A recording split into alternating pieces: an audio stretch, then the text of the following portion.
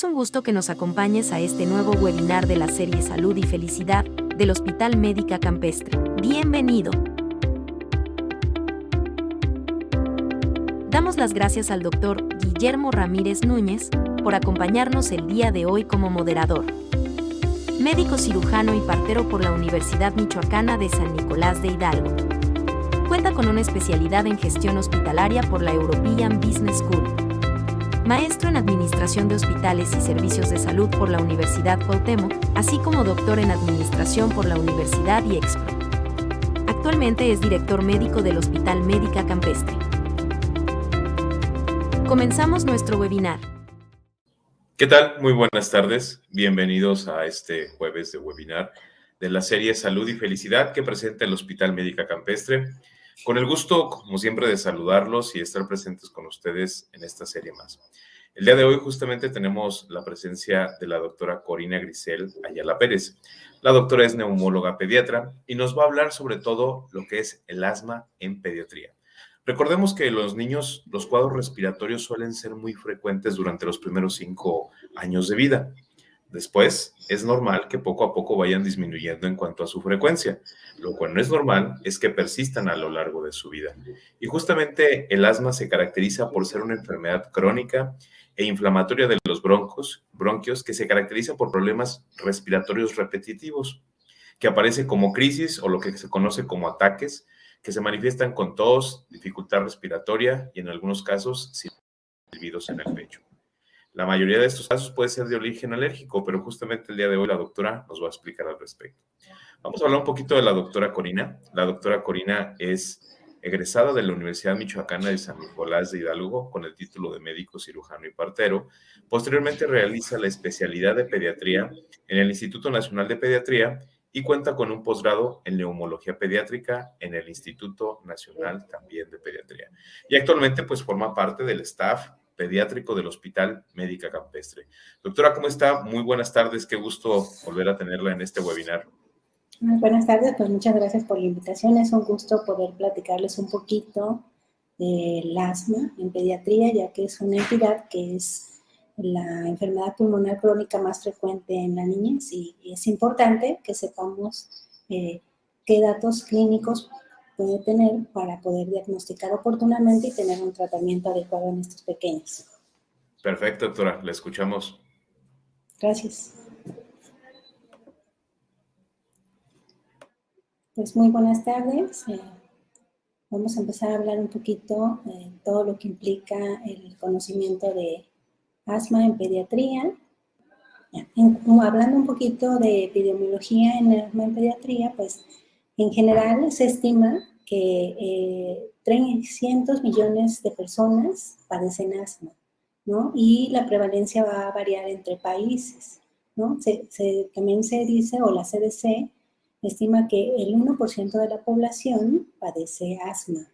Y en el 2018, Estados Unidos acuñó una prevalencia del 7.9%. En México es un poquito más alta y en menores de 18 años es ligeramente más alta que los adultos, hasta un 7.7%. En cuanto a las estadísticas, hay estudios en Estados Unidos, que es donde está la batuta de las estadísticas, que por grupo, sexo, raza y etnia, generalmente es más alto. Por ejemplo, aquí en mexicanos es hasta un 5.1%, en puertorriqueños es hasta el 12%, y el total de hispanos puede ser hasta un 6.4%. La prevalencia del asma pues ha variado dependiendo de los años, la cual pues se ha mantenido estable y ha ido incrementando de acuerdo a cómo va evolucionando las ciudades y la polución.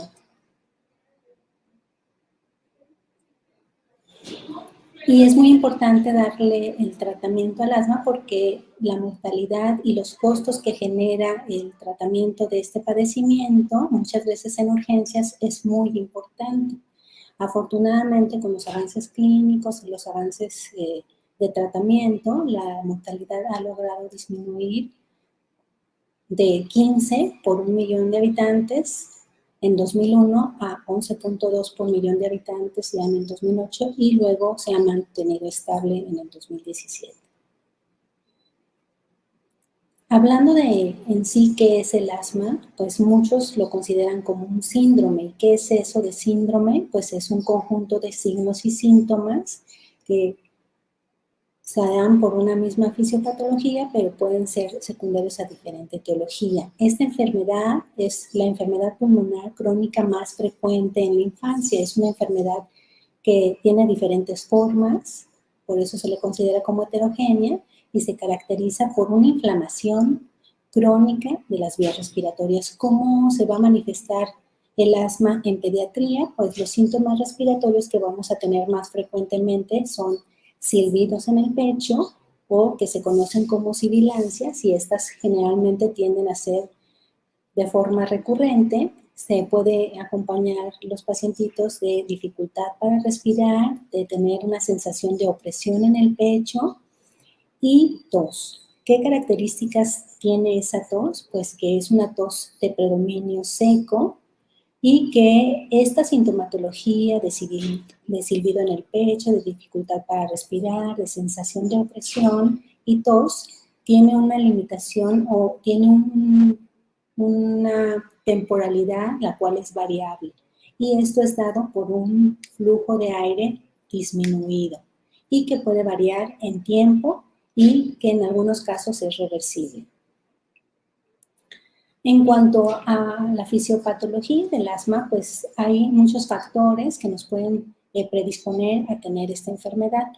Se ha visto que hay más de 50 genes, los cuales participan en la interacción de estímulos y que pueden condicionar o que pueden predisponer al asma. Y hay otros mecanismos que les conocemos como epigenéticos, los cuales van a depender de los estímulos ambientales. Entonces hay que ver que estos factores predisponentes y estos factores desencadenantes van a actuar en el organismo, en el niño, y que van a afectar a diferentes células directoras, a células efectoras, las cuales van a producir moléculas que van a condicionar el cuadro clínico de los pacientes. Dentro de los factores predisponentes, ¿cuáles van a ser? ¿No? Pues uno de los principales es que los papás sean asmáticos, entonces hay mayor predisposición para que nuestro hijo en algún momento pudiera ser asmático. Los antecedentes de alergia, es más frecuente el asma en varones que estén expuestos a humo de tabaco, ¿no? Aquí lo pongo hasta con negritas para que es muy importante que tengamos en cuenta que la exposición tanto en el embarazo como los niños en un medio ambiente con exposición al tabaco, pues estos niños van a tener más riesgo de tener inflamación de la vía aérea y se van a enfermar más. Y si tenemos antecedentes de padres asmáticos o que él tenga alergias, pues seguramente tiene mayor probabilidad de tener asma. También es importante en algunas ocasiones los acontecimientos de la gestación, del embarazo, cómo fue la evolución de ese embarazo, que nos puedan predisponer también en algunos casos a sibilancias recurrentes. La obesidad, el tipo de dieta y hasta las infecciones virales, hay ciertos virus que se han relacionado con mayor predisposición a desarrollar asma. En cuanto a los factores desencadenantes, pues ya sabemos muchas veces que el frío, la temporalidad del frío, pues las vías respiratorias son más susceptibles y podemos tener una predisposición a tener infecciones que nos condicionen sibilancias. Las alergias, nuevamente, el estrés. Muchas veces hay ciertos fenotipos donde el estrés influye mucho a tener crisis de asma, los procesos infecciosos que ya habíamos comentado, así como la contaminación y muchas veces el tabaquismo. Aquí hay una nueva ola en el uso de vapeadores, que es muy importante que conozcan y que sepan que pueden inflamar la vía respiratoria y condicionar o ser un factor desencadenante para tener asma. Estos factores predisponentes y desencadenantes van a actuar en el organismo y van a actuar en diferentes células que nos van a dar una respuesta celular con la producción de inflamación, de células inflamatorias, de diferentes células. Generalmente lo que afecta más es el sistema inmunológico y este sistema inmunológico va a responder con ciertos producción de células que van a producir a su vez interleucinas, inmunoglobulinas, que van a afectar específicamente la vía respiratoria y es como se va a manifestar la enfermedad. Esto que nos da consigo que toda la interacción que ya explicamos previamente de factores predisponentes y factores desencadenantes van a actuar y van a darnos los fenotipos de asma, que es la forma de cómo se manifiesta el asma, ¿no? Podemos tener asma síntomas de inicio temprano, síntomas de inicio tardío y ya posteriormente, ya en edad donde tengamos un diagnóstico, podemos tener asma de tipo alérgica o no alérgica. Hay otros fenotipos que se consideran como de tipo eosinofílica o neutrofílica que van a afectar y que van a dar lo que tenemos como expresión clínica que nos condiciona el fenotipo. Y la más frecuente, como ya lo comentó el doctor, es en pediatría el asma alérgica, mediada por la inmunoglobulina E, que es de forma inmediata, pero también hay que recordar que muchas veces hay ciertas características que no producen IgE y que también influyen en esta asma alérgica, que a veces no necesariamente vamos a tener IgEs elevadas. Y ya que tengamos toda esta lluvia de células que producen inflamación, vamos a diferenciar los serotipos del asma, ya sea alérgica, eosinofílica, eosinofílica no alérgica, puede haber asma mixta, puede haber asma neutrofílica o pausogranulocítica. Y toda esta inflamación, pues, tiene diferentes vías que pudieran verse como muy complejas, pero que al final de cuentas nos va a dar la triada clásica que manifiesta en el asma, que es la inflamación de la vía respiratoria con la consecuente hiperproducción de moco y el broncoespasmo. Y son vías complejas de inflamación que finalmente nos va a orientar hacia dónde o a qué tipo de asma tiene cada paciente. Entonces, luego, la fisiopatología nos va a englobar 3 características fundamentales.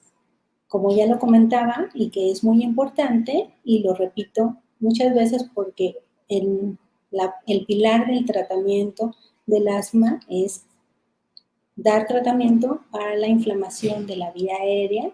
Obviamente, si tenemos hiperrespuesta, que se va a manifestar como el silbido o la broncoconstricción, pues hay que dar tratamiento para esa hiperrespuesta de la vía aérea y evitar a largo plazo esa remodelación.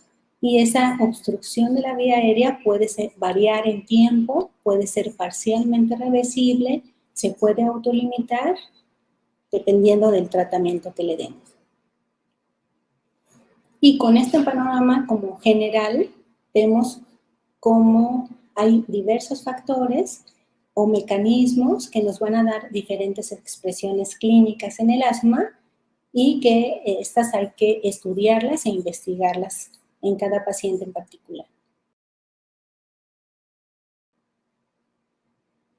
Luego entonces decimos que cuando nosotros abordamos a un pacientito que sospechamos que tiene asma, muchas veces el diagnóstico más fácil es hacerlo arriba de los 6 años, ¿no? Donde tenemos un niño que tiene características clínicas de alergia, de antecedentes de atopia y que podemos hacer estudios auxiliares para hacer un diagnóstico. Pero, ¿qué pasa en estos chiquitos que son menores de 6 años cuando tenemos sibilancias recurrentes. Hay que ver qué está pasando. Y dentro de esto, algunas veces podemos catalogarlos en los niños menores de 3 años en sibilancias transitorias. Estas generalmente son niños pequeños que van a tener infecciones asociadas, que muchas veces pueden no tener antecedentes de alergia, antecedentes de familiares alérgicos o ser atópicos, y que muchas veces la función pulmonar al nacimiento es anormal, ¿no? Y que estos generalmente pueden estar asociados a que fueron prematuros, a que en la familia hay tabaquismo intradomiciliario, ¿no? O muchas veces son estos niños que se enferman frecuentemente porque asisten a guarderías, ¿no? Muchas veces estos niños se autolimitan las sibilancias ya posteriormente que van creciendo y que su inmunidad mejora. Las sibilancias persistentes o que conocemos como no atópicas, estas generalmente se presentan entre los 3 y 5 años, que se relacionan también a infecciones virales. Muchas veces el rinovirus se ha asociado a un riesgo mayor de presencia de asma en edades más tardías y que van a tener una función pulmonar normal. Y que con el tiempo, hasta el 40% de los pacientes pueden ser asmáticos, pero no atópicos.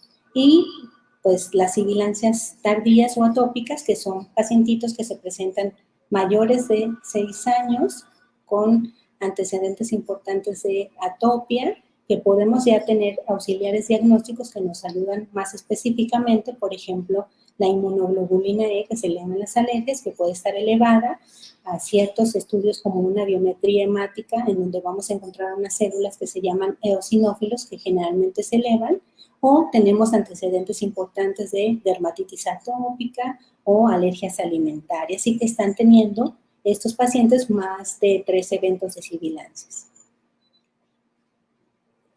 Entonces, con todo este panorama, el diagnóstico, pues tenemos que hacer un abordaje, una historia clínica pediátrica para poder nosotros hacer un diagnóstico, y generalmente hacemos primero el de sospechar, ¿no? Si tenemos un pacientito con datos clínicos que nos sugieren, que ya comentamos que es tos recurrente, tos crónica, que generalmente es de predominio seca, que los despierte en la noche y que pueden tener dolor, dolor torácico, dolor en el pecho, dificultad para respirar, tienen eventos de sibilancias, todos estos síntomas claves que tienen variabilidad en tiempo, pues vamos a tener que hacer en algunos casos algunas pruebas que nos ayudan a descartar o confirmar el diagnóstico. En los mayores de 6 añitos y actualmente ya a partir de los 3 años podemos hacer pruebas para que nos ayuden como auxiliares diagnósticos para hacer ya el diagnóstico definitivo, ¿no? Como las pruebas de función pulmonar, ya veremos más adelante, y posterior a que tengamos un diagnóstico, pues vamos a evaluar o vamos a tener varias fases, como qué nivel de control tenemos, qué nivel de riesgo futuro tiene este niño de hacer crisis asmáticas agudas, qué gravedad tiene el asma, y en determinado momento ver qué tipo o qué fenotipo de asma tiene. Entonces, primero, lo importante es en los mayores de 6 años sospechar, ¿no? ¿Qué datos clínicos de sospecha en escolares podemos tener? En adolescentes y adultos, pues la sospecha se basa en la presencia de 2 o más síntomas claves, como son la disnea, el silbido de pecho, eventos recurrentes de silbido de pecho, tos y sensación de opresión, ¿no? Y que tengan esta variabilidad.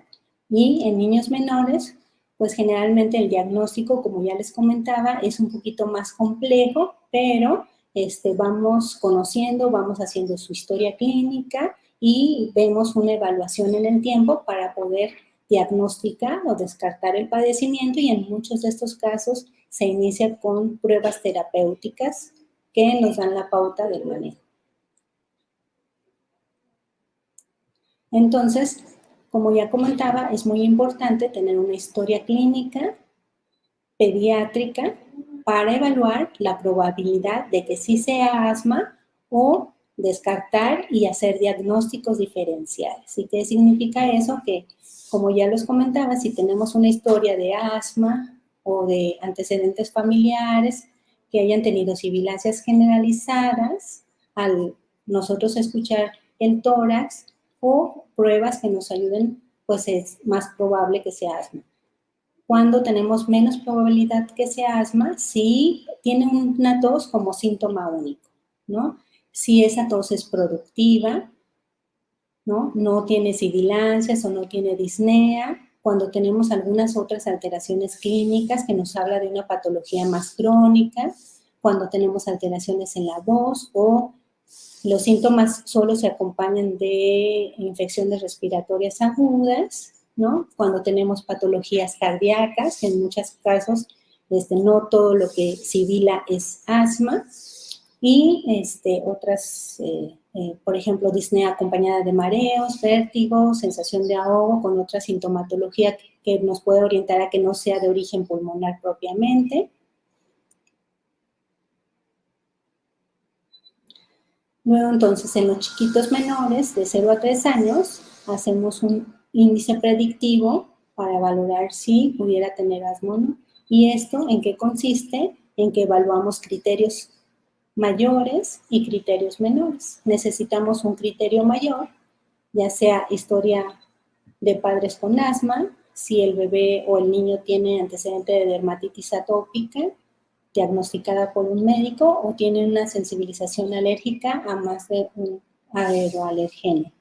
Y 2 criterios menores en los cuales podemos tener sensibilización alérgica al huevo, la leche, cacahuate, sibilancias no relacionadas a un proceso infeccioso agudo y que en el estudio de una biometría hemática tengamos una eosinofilia mayor o igual al 4%.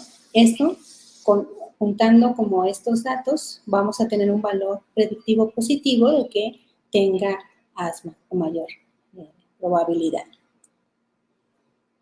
Y entonces, prácticamente, pues es lo mismo, ¿no? Muchas veces en los niños menores de 5 años es un poquito más difícil hacer el diagnóstico y nos basamos en la clínica. El diagnóstico de asma es clínico, entonces, pues muchas veces el tener solo el antecedente de 3 episodios de sibilancias, al menos un día de duración y que hayan afectado el sueño, ya tiene validez suficiente para probablemente poder iniciar una prueba terapéutica, igual que los niños de 2 a 5 años. Obviamente esto requiere un seguimiento para poder evaluar en el tiempo si efectivamente fue asma o es alguna otra patología, ¿no? Y ya en los niños mayores de 6 a 13 años, pues estos episodios de sibilancias, de tos crónica, de predominio nocturno, ¿no? O sibilancias o disnea, o tos nocturna que hace despertares y en algunas ocasiones de tos a la presencia o al realizar ejercicio físico, pues podemos ya hacer pruebas de la espirometría con un test de broncodilatación o hacer un test de ejercicio para valorar si este niño no tiene asma.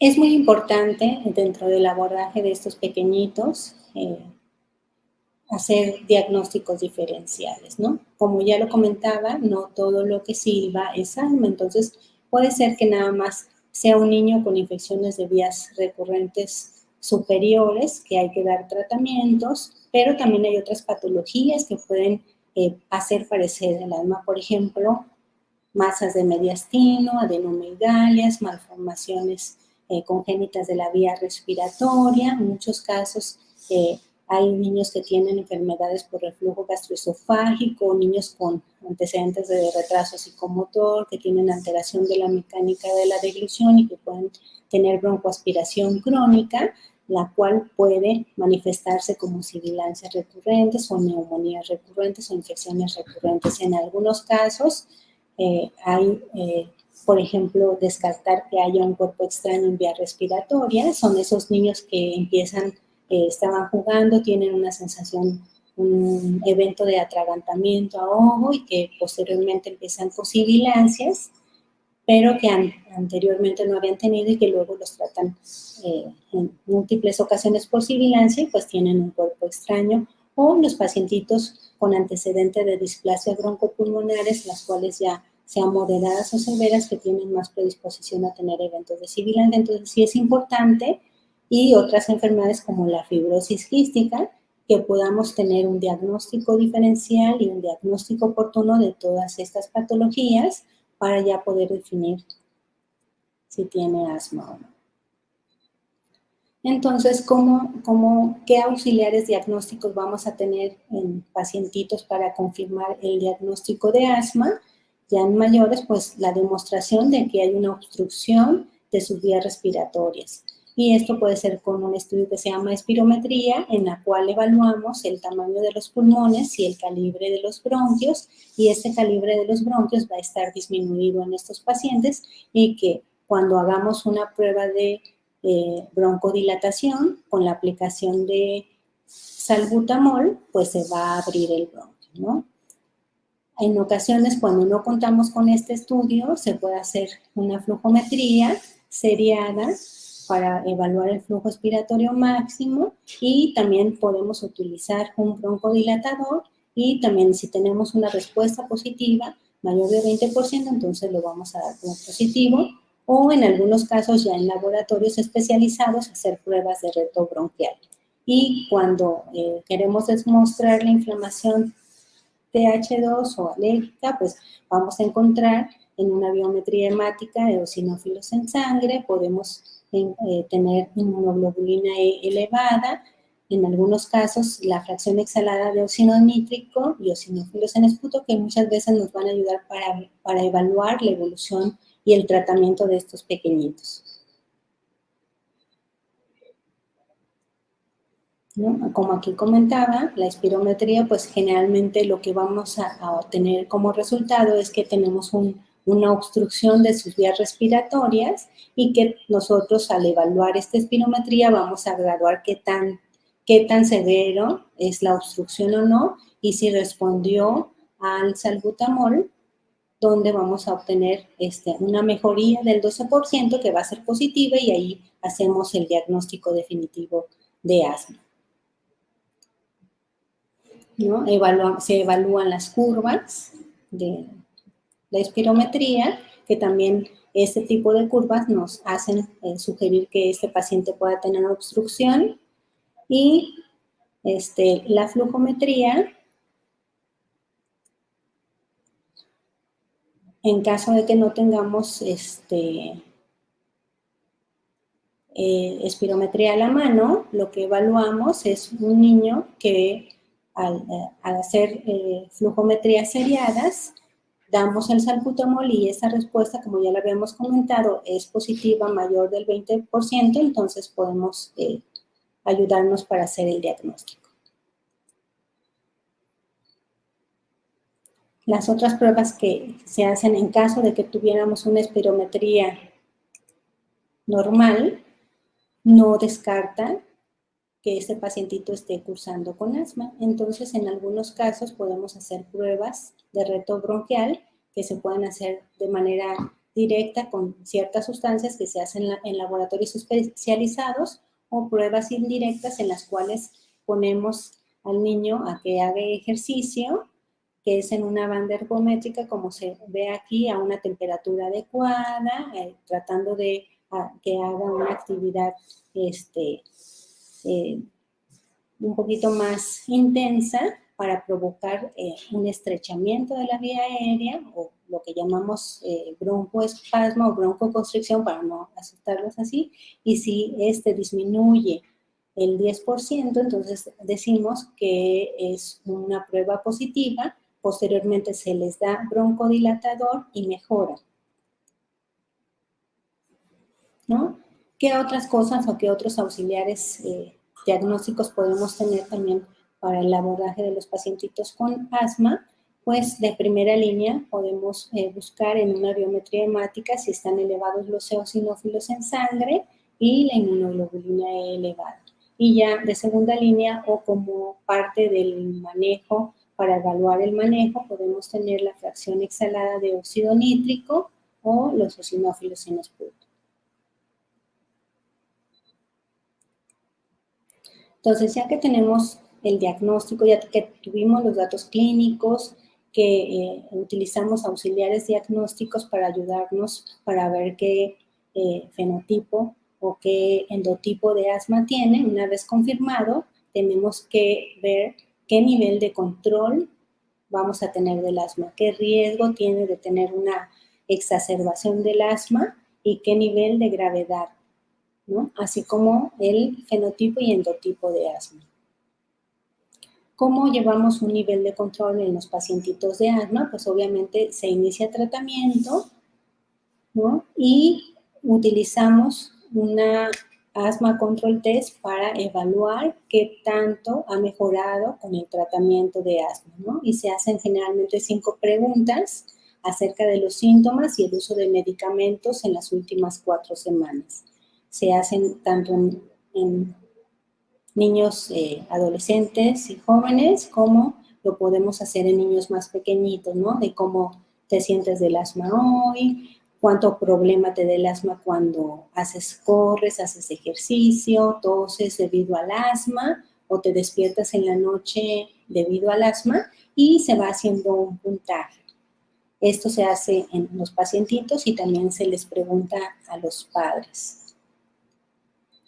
En cuanto al riesgo futuro, pues abarca el riesgo de tener una nueva crisis de asma y posteriormente, pues estas crisis recurrentes, si no hemos logrado un control, pues tenemos el riesgo de que sufran un deterioro de la función pulmonar. Por eso es tan importante tener a los niños bien controlados y que hagan su vida normal, ¿no? Obviamente hay factores de riesgo para tener crisis de asma y esa es una historia de crisis en ese año o en los 12 meses previos, así como una asma consistentemente descontrolada. ¿Y qué significa esto? Que estén utilizando el salbutamol de forma recurrente, ¿no? Pareciera que ellos no lo ven como que está mal del asma, porque yo me pongo mi medicamento y mejoro, pero pues esto sí habla de que hay un riesgo aumentado de tener más factores de riesgo para crisis de asma. Entonces, ¿y cómo evaluamos el nivel de gravedad? Pues esto se va a pasar dependiendo del paso o del tratamiento que llevemos, ¿no? Generalmente podemos catalogarla en leve, moderada o grave, dependiendo del nivel de control que tengamos. Y ya posteriormente, cuando tenemos este estado, podemos evaluar, ver qué tipo de asma es. Si es una asma alérgica, que generalmente, como ya comentábamos, es de inicio temprano, tiene antecedentes familiares positivos de alergia. Si no es una asma no alérgica, que generalmente es eosinofílica o de otro tipo neutrofílica o pausitogranulocítica. Hay un asma que es de inicio tardío en la edad adulta. Hay asma con limitación al flujo de aire y que ya hay una presentación de remodelación, y actualmente estamos teniendo muchos pacientitos con asma, la cual se presenta con obesidad y que aquí luego nos cuesta mucho trabajo porque no responden adecuadamente a tratamiento, no responden adecuadamente a esteroides inhalados. ¿Sí? Entonces, el diagnóstico en menores de 5 años lo basamos en los signos y síntomas compatibles. En este caso, si se puede hacer una espirometría con una prueba broncodilatadora, o cuando no está disponible esta o que los niños no cooperan, podemos hacer esta prueba que se llama oscilometría y que se puede hacer en mayores de 3 años.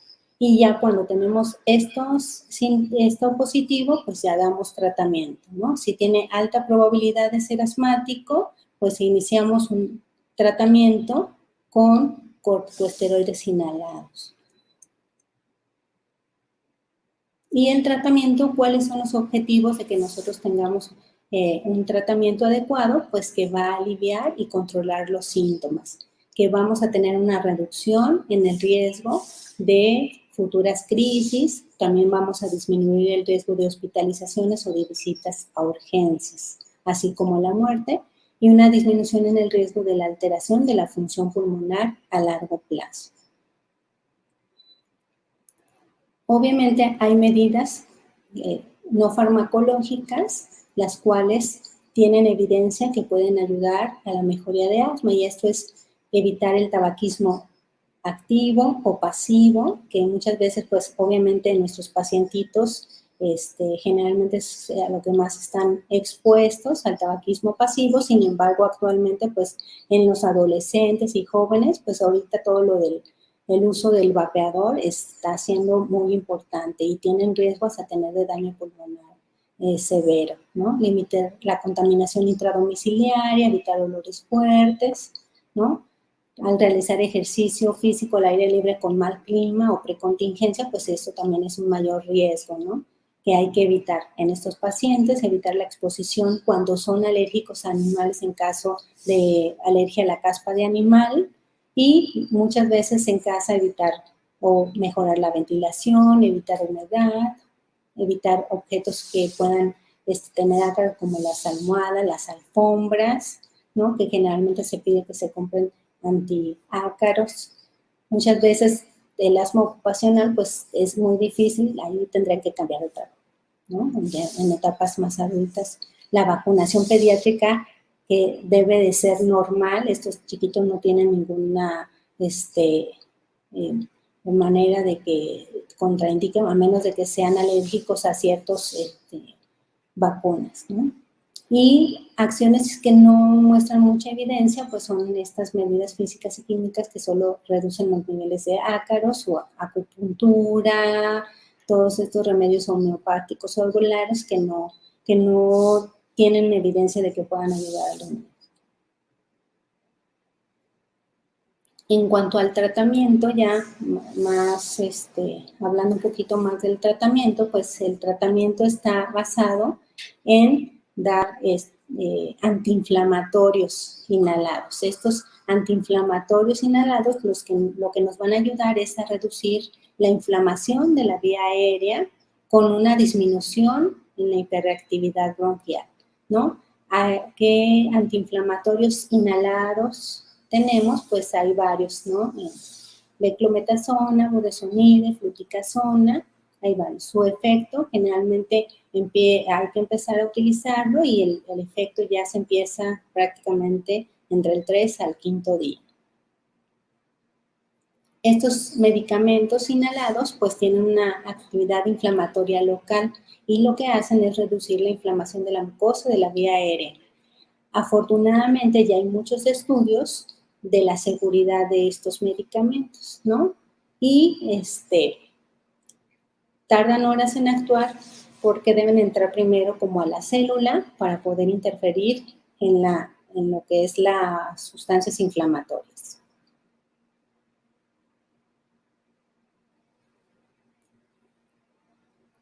Obviamente, aparte del tratamiento antiinflamatorio, es importante ayudarnos cuando tenemos un broncoespasmo o una broncoconstricción con medicamentos que actúan a nivel de dilatar los bronquios o broncodilatación, y de estos existen varios, ¿no? De corta acción que nos van a ayudar en las crisis de asma, por ejemplo, como el salbutamol, o ya hay otros medicamentos como la terbutalina fenoterol, ¿sí? Que actúan de forma rápida, que su nivel de acción o su inicio de acción es a los 2, a 3, hasta 5 minutos empiezan a actuar. Y los de liberación prolongada, que nos van a mantener el bronquio abierto, ¿sí? Que son un poquito más lentos de acción, pero que se utilizan de forma continua, como el formoterol, o que también actúan de forma rápida y a la vez prolongada, como el formoterol, perdón. Y todos estos medicamentos nos van a ayudar para reducir o para abrir el bronquio. También existen otros medicamentos que nos ayudan para producir o disminuir la hipersecreción del moco, que es otra de las características del asma, conocidos como anticolinérgicos. Y estos, ¿qué nos van a hacer? Que nos van a inhibir de forma indirecta o refleja, van a inhibir la broncoconstricción de la vía aérea. ¿Sí? Existen algunos como el tiotropio, que generalmente estos medicamentos se utilizan más en jóvenes adultos o ya en adultos. Y el hipratropio, que es de acción corta, que se puede combinar con el salbutamol. Hay otros tratamientos también que se pueden utilizar como adyuvantes en el asma, como los conocidos como antileucotrienos, ¿no? Y el único disponible en México es el Montelukast, que generalmente está asociado a un tratamiento antiinflamatorio, no como terapia única. Y ya en los pasos de asma más grave, cuando tenemos un endotipo muy marcado, pues ya existen medicamentos o agentes biológicos que se conocen como anticuerpos monoclonales y que son específicos para diferentes o para asmas ya graves. Entonces, ¿qué es importante? Pues que al dar un tratamiento de asma conozcamos los dispositivos de inhalación y sus características, porque no a todos los niños se les van a dar los inhaladores. Y esto es muy importante, ya que de esto va a ser que logremos un control de asma adecuado y que conozcan los dispositivos adecuados, ¿no? Existen ciertos inhaladores que son de dosis medidas, que son los que más frecuente utilizamos en niños pequeños, y que es muy importante que les expliquemos a los padres cómo se utilizan, cuáles son los mecanismos, para que tengamos un tratamiento adecuado y puedan responder adecuadamente a este tratamiento. Existen otros que se utilizan en niños más grandes, que también hay que explicarles adecuadamente cómo se utilizan para tener un tratamiento oportuno, y que este tratamiento nos basamos en guías mexicanas y guías para poder tener un control, y que el esteroide inhalado es como la piedra angular del tratamiento de asma, y vamos a ir escalando, vamos a ir evaluando, vamos a ir teniendo un plan de acción del asma para poder mejorar la calidad de vida de estos pacientes. Es muy importante que cuando nosotros tenemos un niño con diagnóstico de asma, haga su vida normal. Ya conforme conocemos, evaluamos y damos tratamiento, pues vamos a ir modificando. Y esto es basado en dosis bajas o altas de esteroides inhalados, que nos van a dar una mejor calidad de vida a estos pacientes, y es la finalidad, ¿no? De tener esos pacientitos que hagan su vida normal, que no tengan limitaciones, para que puedan tener una vida plena y que puedan ir a su escuela sin ninguna complicación. Y esto va a depender de la edad que vamos a utilizar para cada edad, en menores de 3 años, de 3 a 5 años, y ya en mayores de 6 años. Y pues es todo. Doctora, muchísimas gracias. Muchísimas gracias por la presentación, muy, muy, muy completa. La verdad, por aquí tenemos algunas preguntas que quisiera realizarle a las personas que asisten al webinar. Una de ellas preguntan que si derivado de la pandemia del COVID, doctora, los pacientes con asma se han incrementado. No, realmente había mucho temor al inicio de la pandemia, qué iba a pasar con todos estos pacientitos asmáticos, ¿no? Pero realmente los pacientes con asma leve y moderada no tuvieron ninguna diferencia de tener riesgo de COVID que los otros niños sanos, ¿no? El riesgo de gravedad de COVID se relacionaba más con los pacientes descontrolados, que no llevaban un tratamiento adecuado, que estaban en urgencias a cada rato. Eso era el riesgo, pero no hubo que tengan. Si tenemos factores predisponentes y eso, bueno, ya es otra cosa, pero el COVID que vaya a desarrollar asma como tal, no. Muy bien, doctora. También por aquí tiene la duda Maritza, dice, doctora, una pregunta, ¿las personas que padecen asma tienen la posibilidad de desarrollar algún tipo de cáncer pulmonar? No, pueden desarrollar en etapas ya de adultos, por ejemplo, los niños y eso, sí se puede relacionar a hábitos, exposición a humo con presencia de EPOC o tabaquismo, ¿no? Ellos sí tienen riesgo de tener reactivación de asma muchas veces cuando se lograron controlar de asma, pueden pasar tiempo asintomático, pero si están nuevamente expuestos a humo de leña, a tabaco, pueden volver a tener asma nuevamente y desarrollar EPOC, pero como tal cáncer pulmonar, a menos de que fumen, eso sí, ya está bien comprobado que pueden tener riesgo alto de hacer cáncer de pulmón. Muy bien, doctora, muchísimas gracias. Nos pregunta también aquí Gisela que si el asma en alguna etapa del desarrollo del niño puede llegar a desaparecer. El asma no se cura hasta ahorita, se controla, ¿no?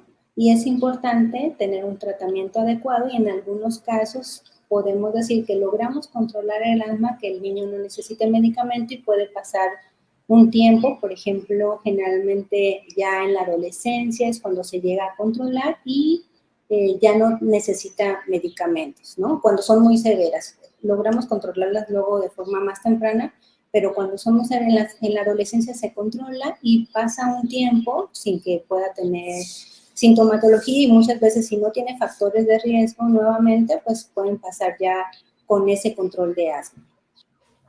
Muy bien, doctora. Nos pregunta Luis que si como va la tecnología, los avances médicos y científicos, en alguna etapa se ha desarrollado, se está trabajando para una vacuna para mejorar los síntomas de estas personas. Pues lo que hay ahorita no sé, no he leído nada de eso, pues no, y no, hasta ahorita no he escuchado. Todos estos nuevos medicamentos anticuerpos monoclonales que hay, ahorita ya es como una terapia más dirigida a cierto fenotipo o endotipo de asma que sí nos puede ayudar a controlar esos síntomas y generalmente se utiliza ya como en la fase 5, donde ya tuvimos un asma grave que no se ha controlado como en los pasos más básicos y que ya damos como una terapia dirigida. Se hace el estudio específico y se hace la terapia dirigida ante esto y sí ha habido mejoría. Lo que sí es un hecho es que hay que vacunar a los niños con el esquema nacional de vacunación. Eso es vital, ¿sí? Esa parte sí debe de quedar muy, muy clara.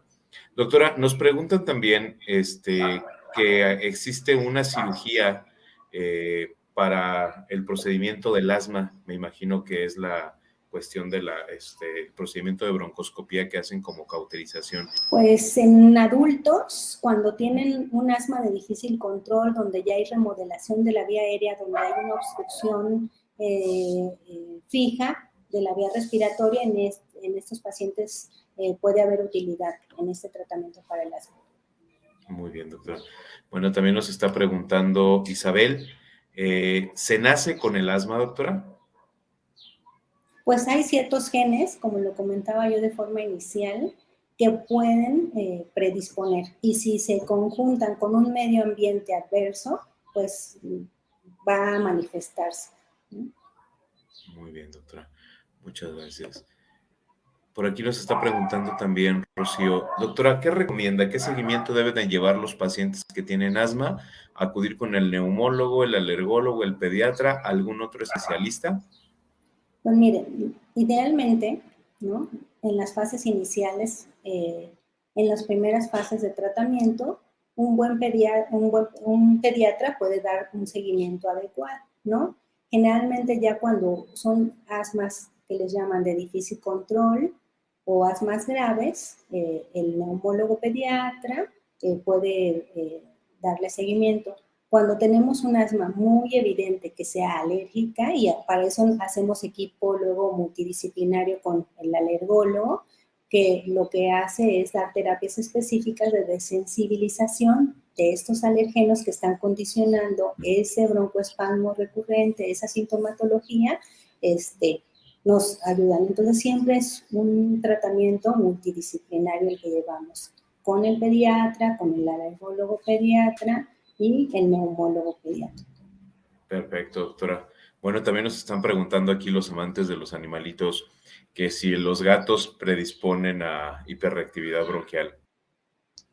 En casos específicos de que sean alérgicos a la caspa del gato o del perro, en esos casos, si son alérgicos a eso es muy difícil porque pues el pacientito va a estar con recaídas por la exposición a estos. Si no se logra identificar que sean alérgicos, es más frecuente que sean alérgicos a la caspa del gato que a la caspa del perro, pero cuando se identifica que son alérgicos a la caspa del perro y a la caspa del gato, pues ahí no hay cómo. Claro. Y la otra parte, pero porque también existe el mito que los perritos chihuahua, las tacitas de té, también ayudan a los niños a disminuir los cuadros de hiperreactividad bronquial. Es un mito urbano, doctora. A ver, ¿qué nos puede platicar al respecto? Pues eso, que es un mito. Realmente no hay ninguna evidencia científica que diga que disminuye la gravedad, la severidad y que desaparezca el asma. Muy bien, doctora. Muy bien, doctora. Pues algo más con lo que nos quiera concluir la sesión. Pues que es muy importante si nosotros tenemos la sospecha o si nuestro hijo o bebé o niño ha tenido eventos, es importante que lo vea el especialista, ¿no? Que se atienda, que se evalúe y que podamos decir, sí tiene asma y requiere tratamiento y puede llegar a hacer, y puede hacer su vida normal o hacer diagnóstico diferencial. Sí es importante una valoración, si tienen la sospecha o su hijo se enferma recurrentemente, pues para eso estamos los especialistas, para evaluarlos y poder hacer un diagnóstico oportuno y que esto no limite su vida ni limite la función de sus pulmones. Eso es lo más importante, no limitar su funcionalidad de vida y sobre todo que tenga un proceso de desarrollo adecuado, que es lo más importante. Doctora, ¿dónde la podemos encontrar para solicitar una valoración, una cita y seguimiento de nuestros pequeños? Pues yo me encuentro en la Torre 3 de Médica Campestre, en piso 4, en el consultorio aquí, ahí dejo mis datos, y estamos a la hora para poder evaluar a sus pequeños. Gracias. Perfecto, doctora. No, pues muchísimas gracias. Muchísimas gracias. Un tema de mucho interés, justamente porque los cuadros de cuestiones respiratorias suelen ser muy repetitivos y aquellos casos que nos resulten ya sospechosos, pues lo más importante es acudir con un especialista. Un equipo multidisciplinario le dará el seguimiento, pero justamente siempre requiere un titular.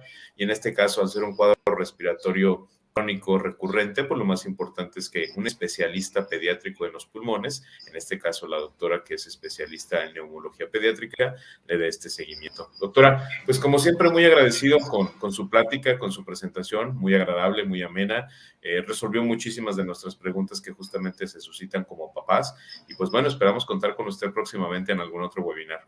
No, pues muchísimas gracias por la invitación, es un gusto siempre. Gracias. Muchísimas gracias. Y pues bueno, como siempre, también agradecerles a todos los que nos siguen desde casa en estas transmisiones de cada 8 días. Justamente saben que son temas de mucho interés y están dedicados y pensados precisamente para todos ustedes. Y bueno, pues también invitarlos a que descarguen la revista Salud y Felicidad, que se encuentra en la parte superior de derecha, donde se encuentra el apartado de folletos, donde puedes cargar esta, así como otra información que se ha tocado en los últimos webinars, compartirlo a través de sus redes sociales y pues justamente en el número 72 de la serie, donde se lo dedicamos precisamente a los pequeños. Justamente para ellos es esta presentación. Y bueno, también invitarlos, la próxima semana tenemos un tema muy interesante.